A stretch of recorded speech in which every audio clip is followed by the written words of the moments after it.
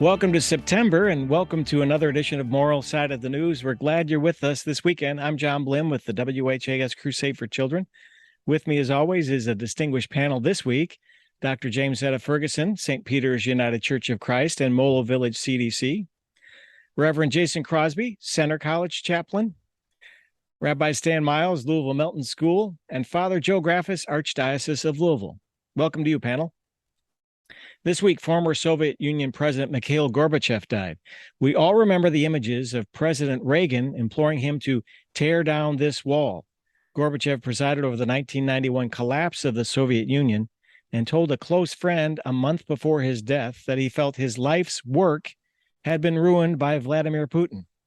So, panelists on Moral Side of the News, I'm looking for your reaction to Gorbachev's death and perhaps your memories of Reagan, Gorbachev, and their legacy.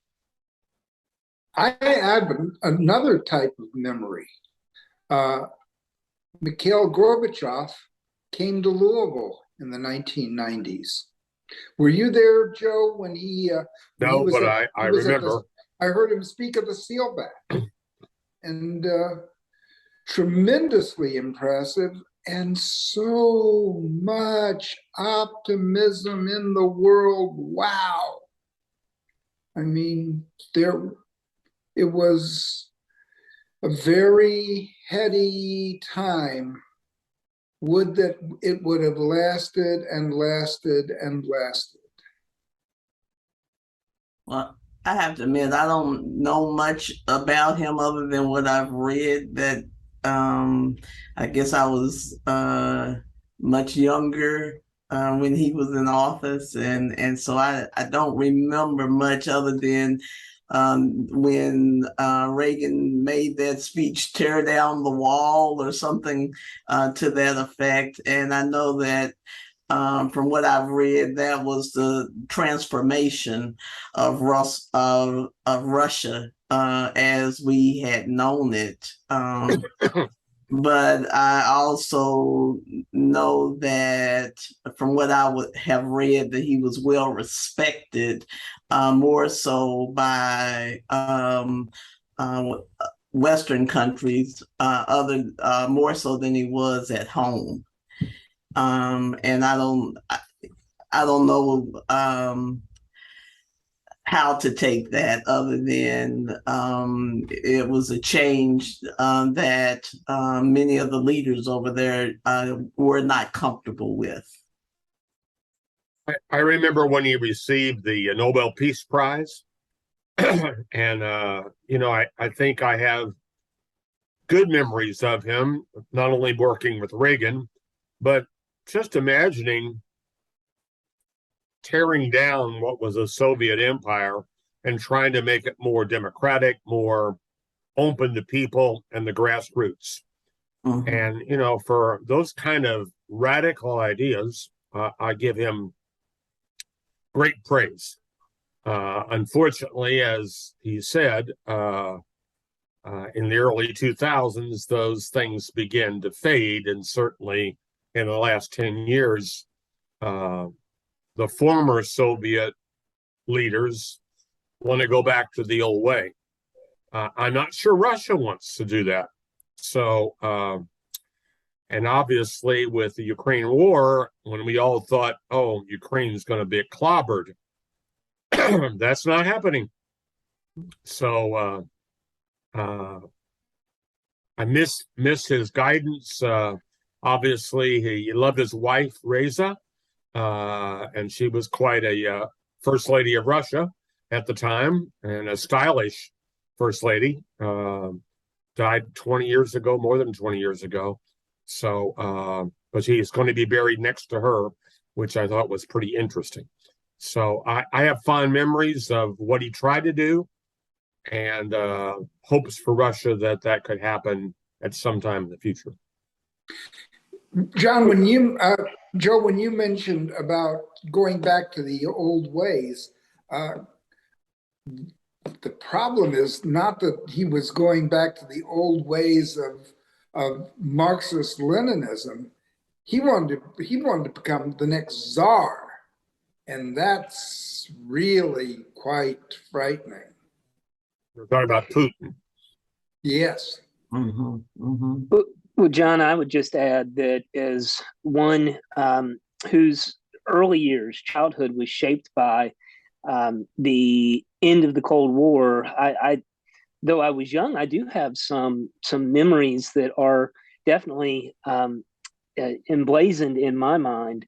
One was that soon after the transition and change and relaxation of media outlets in the Soviet Union, I recall that there was a Pizza Hut commercial that featured Gorbachev. I believe the tagline was "Nothing brings us together like hot pizza," and then there was an image of him eating that. And while that might seem trivial, the fact that that was one way in which relationships over food and through that commercial there was an attempt made to thaw what had been not just cold relationships among citizens in these nations that had been at odds, but that was an attempt to kind of alleviate that, and it left a mark. I also remember the role that a doppelganger of his played in Rocky IV, and people of my era might recall that was Sylvester Stallone as Rocky Balboa taking on Ivan Drago, was the name of the Russian character. That's right. And there was a doppelganger present when that fictional fight occurred that looked just like Mikhail Gorbachev, but that really made an impression on people of our generation, and it kind of framed how the Cold War was being established. So those are some early memories. But then one thing that I do appreciate about the legacy that he left for those of us that came into adolescence and then certainly adulthoods in the 90s, 2000s, and obviously 2000 teens, the global framework and the ways in which global macro superpowers related to one another, the United States and Russia in particular. Obviously, China has been on the ascendance. But at least for a season of time, people my age, due in no small part to the sacrifices that he made and the vision that he cast, didn't have the threat of nuclear war looming overhead during formative years. And so that's certainly something that I will remember about him moving ahead, and as we move into a new era of international relations and arrangements. I don't believe Madison Avenue would consider the leader of Russia in a commercial now, for sure. And Jason, anytime you can make a Rocky reference on this program, it's a good day. All right, meantime, let's move on as we talk more about Russia. As Russia continues to attack Ukraine, Europe is wrestling over the idea of whether to ban Russian travelers or not. This question comes up after photos of Russians sunning themselves on beaches in Europe. So panelists on Moral Side of the News, are ordinary Russian citizens innocent bystanders, or are they enabling Vladimir Putin's attack by keeping quiet? This is a really difficult question, I think. When you get into these areas that you've got international politics, but then you've got average citizens.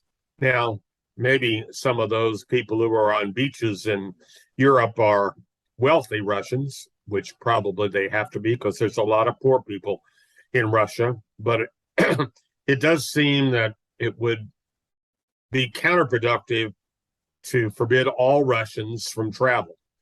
Now, I don't know how you do that and what the implications are of that, but that's where the little people oftentimes get crushed by international ideas. So I guess I'm somewhat ambivalent about the question.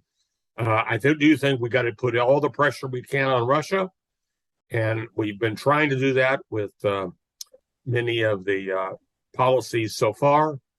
They don't seem to be solving everything there. I don't know what more can be done. I hear what Joe said, but President Biden just made a statement with regard to this issue, and I think it makes all the sense in the world. We do not want to, if we would shut down our border to Russians at this point in time, there would be people trying to get out of Russia because they are dissident, disagreeing with the policies of the government, and because of that, they and their families terribly, terribly at risk. Once again, we're dealing with an issue of today, but I'm thinking back 80, 90 years ago in history when there were people who were trying to get out of Germany and German-occupied European nations. When it was possible to do so, and the nations put up the borders and said, we can't let these people in because they may be a fifth column, they may be spies or terrorists.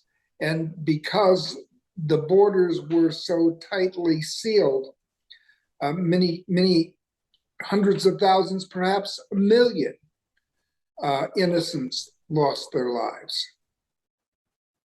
I think that if we're trying to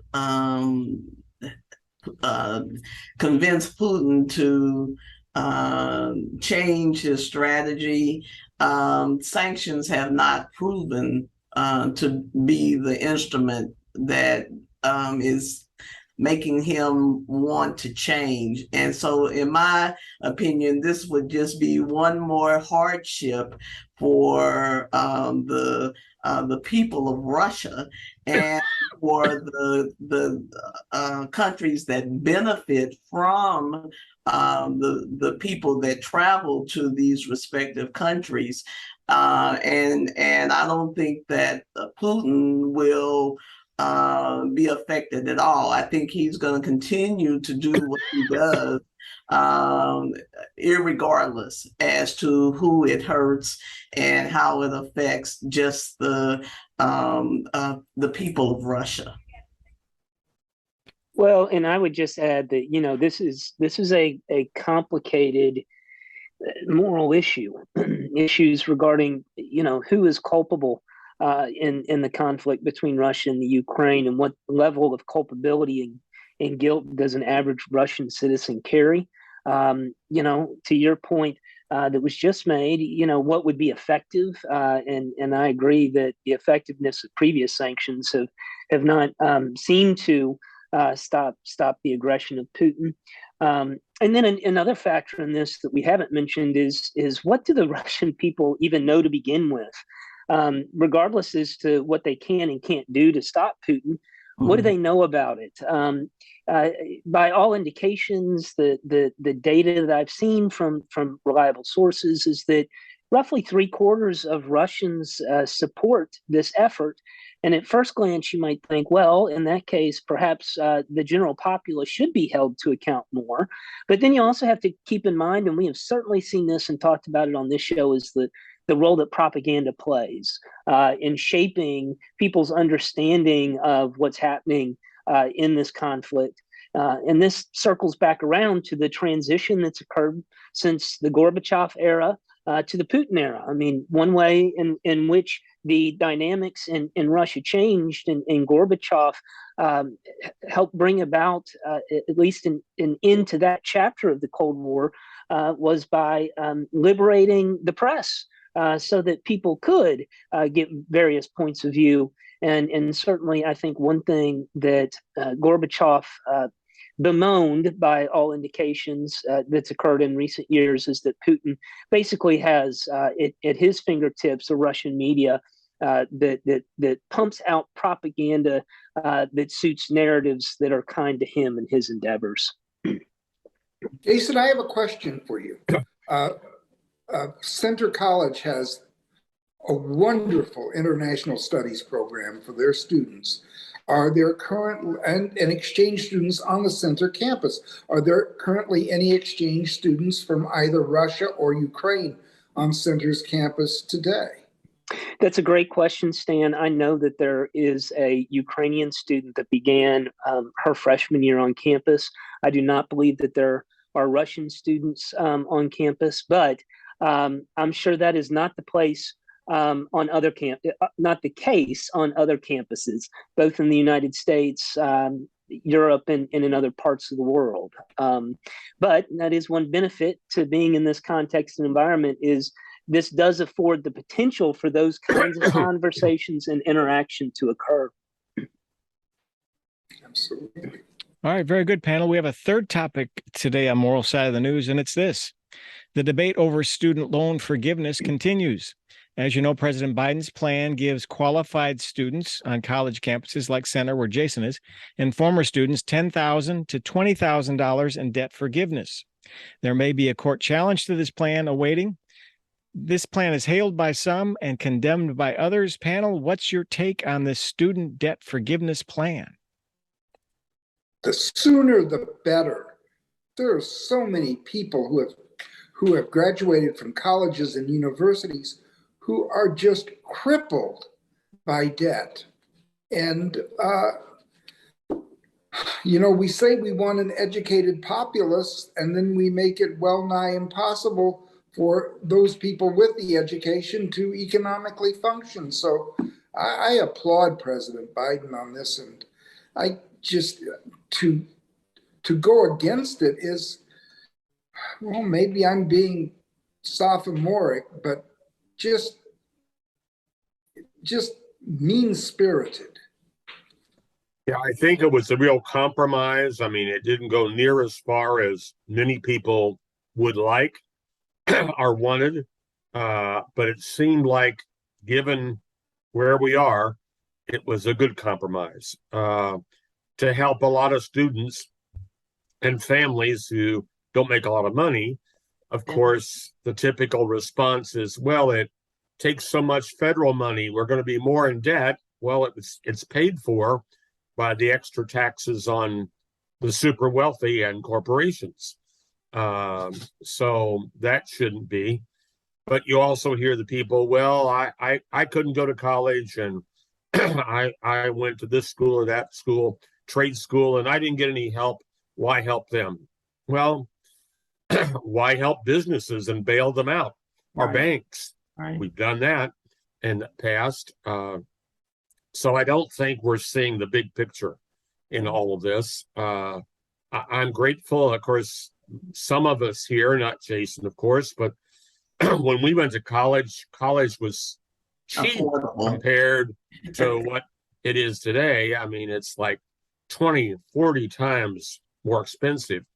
And sometimes I feel guilty, like, gosh, it wasn't that much when I went, but we didn't pay people as salaries of professors that much either. But so I think it was a good compromise, and I'm not surprised by the feedback against it, but like some people are against everything.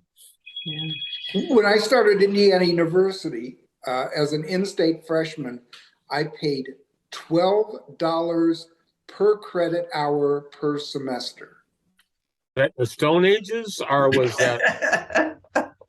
Well, there wasn't the blue books for tests. It was like a chisel and a piece of... Right. Yeah.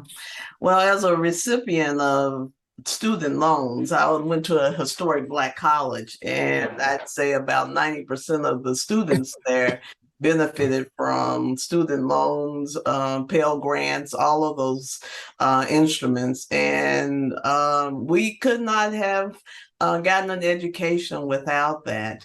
And so I know the burden of having a student loan and having to repay it. And I think I heard somebody the other day said that they'll be in their grave and their student loan still would not have been paid off. And I can agree with that, because even through graduate school, I was a recipient of a student loan and am still paying on it.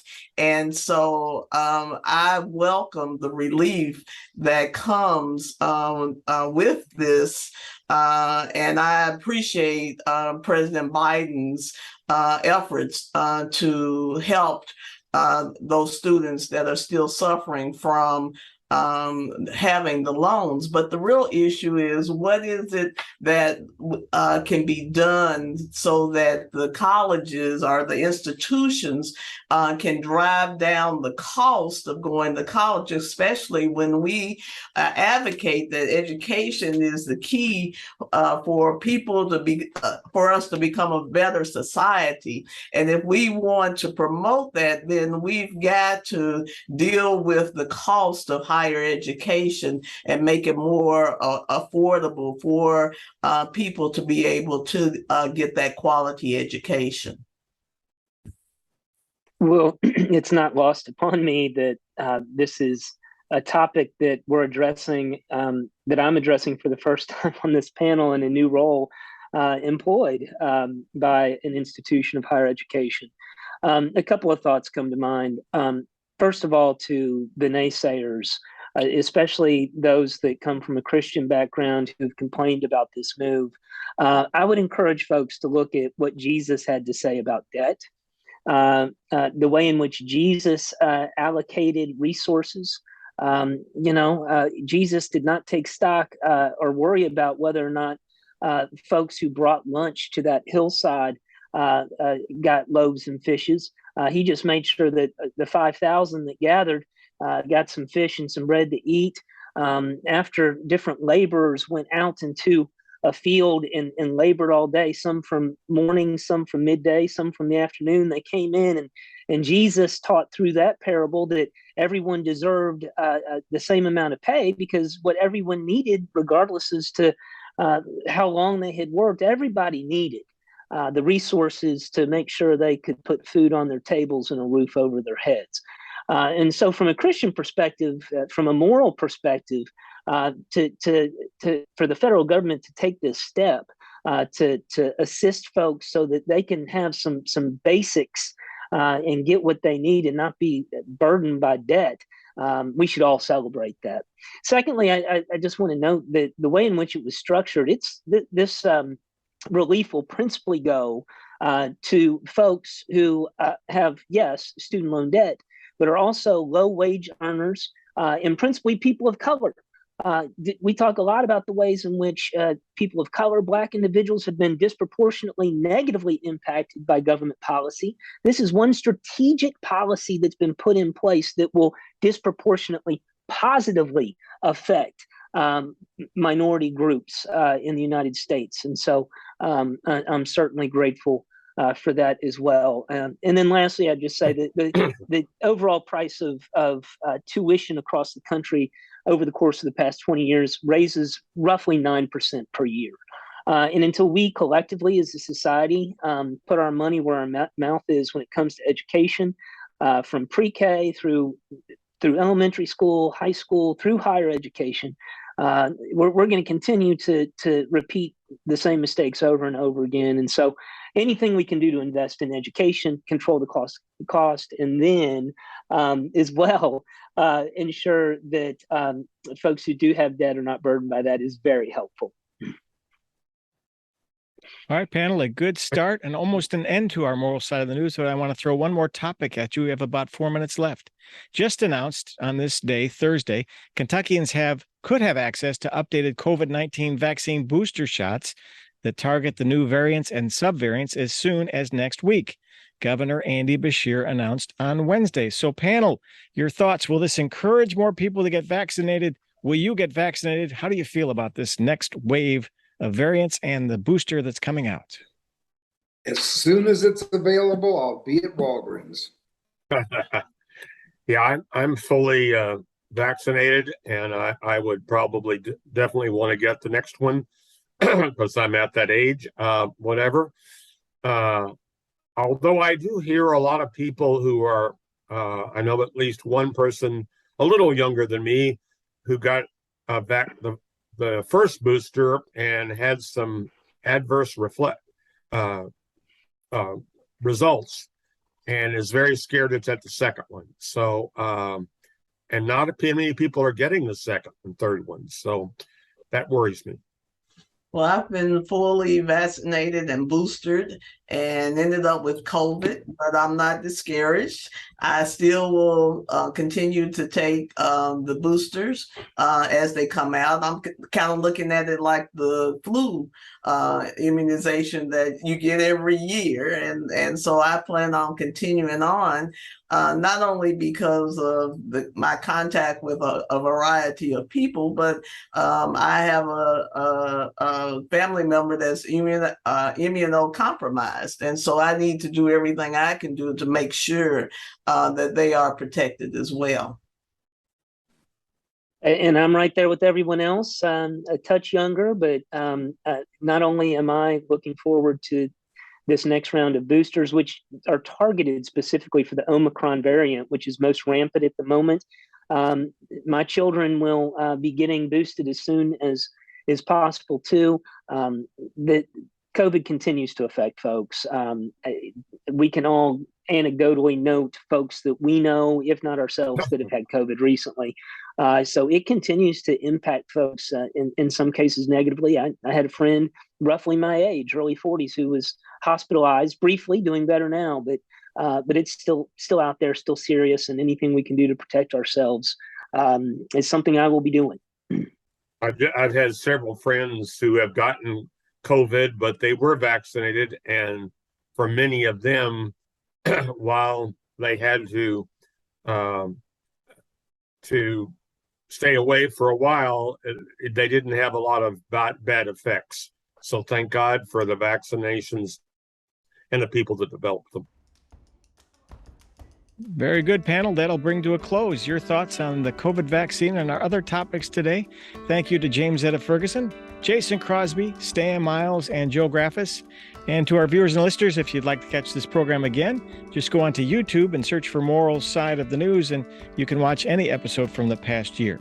Also, Moral Side of the News is now a podcast, so look for Moral Side, search for it wherever you get your podcast. Thank you, panel. Until next week, have a great week, and thanks for your time.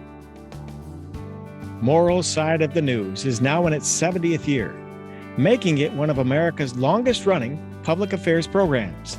Thank you for making it part of your weekend.